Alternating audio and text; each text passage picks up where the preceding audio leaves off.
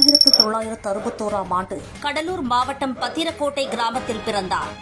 இயற்கை தீட்டிய திரைக்காவியம் தமிழ் சினிமாவின் ஈடு இணையற்ற ஒளி ஓவியர் தங்கர் பச்சான்.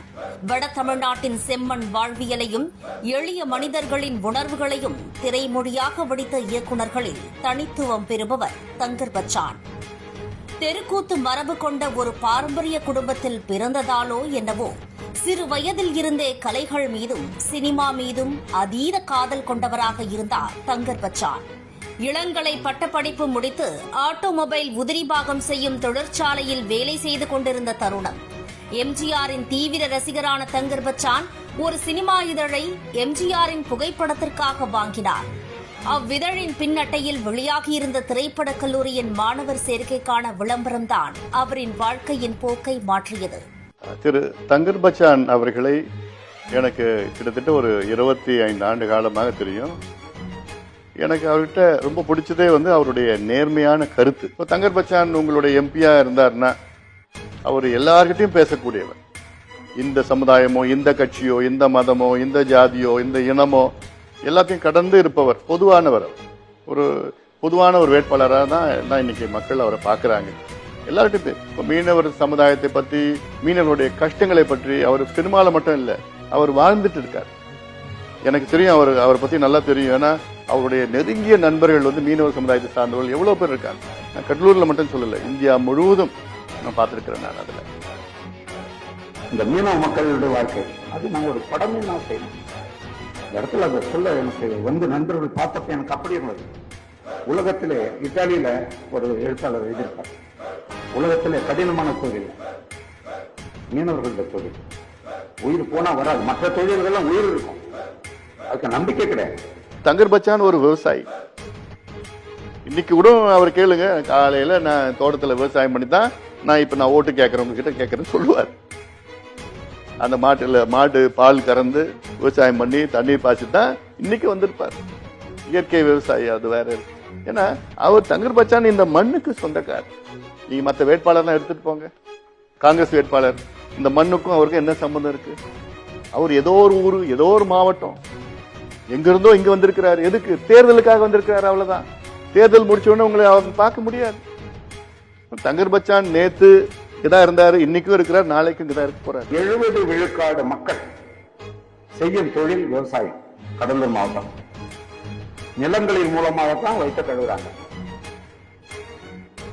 அந்த மக்களுக்கான திட்டங்கள் இங்க என்ன இருக்கு? நிலத்தை வச்சு விவசாயம் பண்ற மகிழ்ச்சியா இருக்கானா? அவன் எங்கேயாவது பணக்காரனா வந்து பாத்திருக்கீங்களா? பஸ் ஸ்டாண்ட்ல கட்சி போட்டு வைப்பான், கைக்குட்டை போட்டு. அவன் பாத்தீங்கன்னா 4 வீடு கட்டுவான். எங்கேயாவது ஒரு விவசாயி பணக்காரனா வந்து பாத்திருக்கீங்களா நீங்க? தானே புயல் வந்தப்போ யார் உங்களுக்கு ஓடி வந்தா? ஊரா அங்க போய் எல்லார்ட்டையும் கெஞ்சி, சினிமா துறையை சார்ந்தவங்க எல்லாம் கெஞ்சி மூட்டையா அரிசி வாங்கிட்டு உங்களுக்கு பொங்கி போட்டாரு தங்கர் பச்சான் தானே. இப்ப இருக்கிற வேட்பாளர்களோ வேற ஏதாவது பண்ணாங்களா? வந்தாங்களா? உங்களை பத்தி கவலைப்பட்டாங்களா? இல்ல. தானே புயல் முந்திரி செடியெல்லாம் போச்சு, முந்திரி மரம் எல்லாம் போச்சு. அந்த முந்திரி செடிய அங்கங்க வாங்கி அவளுக்கு இலவசமா கொடுத்தாரு தங்கர் பச்சான் தானே கொடுத்தாரு. அப்போ கடலூர்ல எப்ப புயல் வரும், எப்ப வெள்ளம் வரும், எத்தனை அரசியல்வாதி எழுதிட்டு இருக்காங்க தெரியுமா? ஏன் அதுல இருந்து கொள்ளடிச்சு, ஆனா என் மக்கள் வாழ்க்கை அழியுது. எப்ப வந்துருமோன்னு பயந்துகிட்டு இருக்கான். ஒரு மரம் வச்சு நான் பார்த்துட்டு இருக்கேன். போதும் அப்படியே வரும், வந்துட்டே இருக்கும். மரம் சுத்தமா அப்படியே துண்டாய் போய் முடிஞ்சு போயிடும். எந்த பயிர் வச்சா வருது? இன்னைக்கு கடலூர் பத்தி இதுவரைக்கும் சினிமா துறை இந்தியாவில் 100 ஆண்டுகளாக இருக்கு. சினிமா துறையில இதுவரைக்கும் கடலூரை பத்தி யாராவது சினிமா எடுத்திருக்காங்களா? கடலூருடைய மக்களுடைய வாழ்வியல், லைஃப் ஸ்டைல், அவங்க பேசுற மொழி, அவங்க பேசுற பாஷை, இப்ப பாஷைன்னு சொல்றோம், சென்னை பாஷை அதை எடுக்கிறாங்க, சினிமா எடுக்கிறாங்க. கொங்கு பாஷைன்னு எடுக்கிறாங்க, மதுரை பாஷை எடுக்கிறாங்க, தஞ்சாவூர் பாஷைன்னு எடுக்கிறாங்க. யாராவது இன்னைக்கு கடலூர் பாஷை எடுத்திருக்கிறாங்களா? ஒருத்தர். தங்கர் பச்சான் எடுத்திருக்கிறார். கடலூர் பாஷை மட்டும் இல்ல, கடலூர் மக்களுடைய வாழ்வியல் மட்டும் இல்ல, அவங்களுடைய கலாச்சாரம், பண்பாடு, நாகரிகம், வழிபாடு, அவங்களுடைய உணவு, எப்படி நடந்துக்கிறாங்க, பேசுறாங்க. எவ்வளவு பெரிய பெருமை. உங்களுக்கு தானே பெருமை. அது கடலூர்னு ஒண்ணு இருக்கு, நெய்வேலின்னு ஒண்ணு இருக்கு, விருதாசலம்னு ஒண்ணு இருக்கு, பண்ருட்டின்னு ஒண்ணு இருக்கு.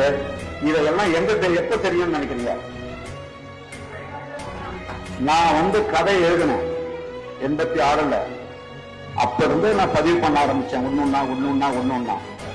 ஆனா பொதுவா அந்த அழகி படம் வந்த பிறகுதான் நம்ம மக்களுக்குன்னு ஒரு பேச்சு இருக்கிறதே தெரிஞ்சு. அது வரைக்கும் நாங்கெல்லாம் என்ன பார்ப்போம், சினிமான்னா மதுரை இல்லாட்டா திருநெல்வேலி, கொஞ்சம் தஞ்சாவூர், இதோட முடிஞ்சு போச்சு. அவங்க அது மட்டும் தான் தமிழ்நாடா? ஒரு வெள்ளம் வரும், இல்ல வறட்சி வரும், இல்லாட்டி வந்து சுற்றுச்சூழல் பிரச்சனை வரும், காற்று மாசுபடும், நிலத்தை ஆக்கிரமிப்பு பண்ணுவாங்க, வள்ளலார் பிரச்சனை, இந்த சைமா பிரச்சனை, சாய கழிவு பிரச்சனை, எந்த பிரச்சனை இருந்தாலும் அவர் இருக்கிறார், நான் இருக்கிறேன். உறுதியாக நாங்க 2 பேரும் சேர்ந்து கடலூர் மாவட்ட மண்ணையும் மக்களையும் உறுதியா நாங்க காப்பாற்றுவோம், உங்களை முன்னேற்றுவோம். இது என்னுடைய கடமையா நான் பாக்குறேன். எங்க பாட்டி வீட்டுக்கு நான் போயிருக்கும் போது நண்பர்களோட நான் விளையாடுவேன். நல்லா ஞாபகம் இருக்கு எனக்கு. இந்த குச்சி எடுத்து கோட்டிக்குள்ள விளையாடுவாங்கல்ல, குச்சி எடுத்து தரைக்கு குச்சி எடுக்கும், முகத்துல பீச்சடிக்கும் தண்ணி, நீரூற்றுகள் வந்து அது வந்து ஆர்டிசியல் ஊற்று பகுதியா இருந்த இடம் இதெல்லாம். நான் தனியா 5 பைசா கொடுத்து நெய்வேலி பஸ்ல பயணம் பண்ணியிருக்கேன் தனியா, நான் 6ஆம் படிக்கும்போது. அப்ப இருந்து நான் பாக்குறேன். அன்றைக்கு எனக்கு மகிழ்ச்சியா இருந்தது இந்த புகைப்படத்தை பார்க்க. இதுதான் யமன் எனக்கு தெரியவே இல்லை. பிணம் எரிஞ்சு போற புகைன்னு அது எனக்கு தெரியல.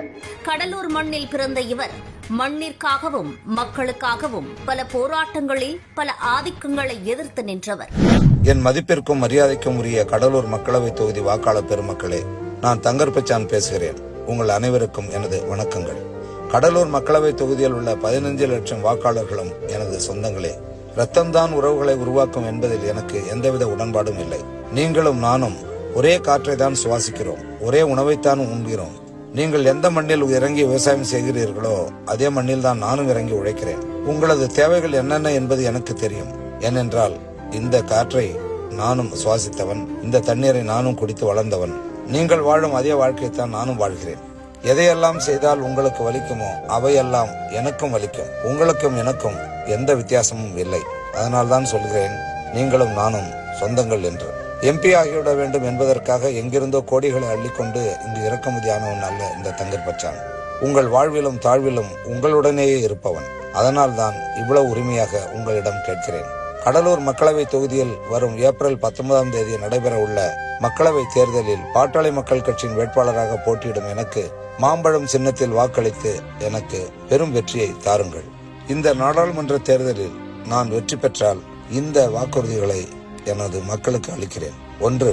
கடலூர் மாவட்டத்தில் முந்திரி ஏற்றுமதி மையம் அமைக்கவும், பலாப்பழம் சிறப்பு பொருளாதார மண்டலம் அமைக்கவும் நடவடிக்கை எடுப்பேன். கடலூரில் அரசு மருத்துவக் கல்லூரி அமைக்க நடவடிக்கை மேற்கொள்வேன். கடலூர் பகுதியில் புற்றுநோய் பாதிப்புகள் மிக அதிகமாக இருப்பதற்கான காரணத்தை அறிய ஆய்வு நடத்தவும், பாதிக்கப்பட்டவர்களுக்கு மருத்துவம் அளிக்க புற்றுநோய் சிகிச்சை மையம் அமைக்கவும் ஏற்பாடு செய்வேன்.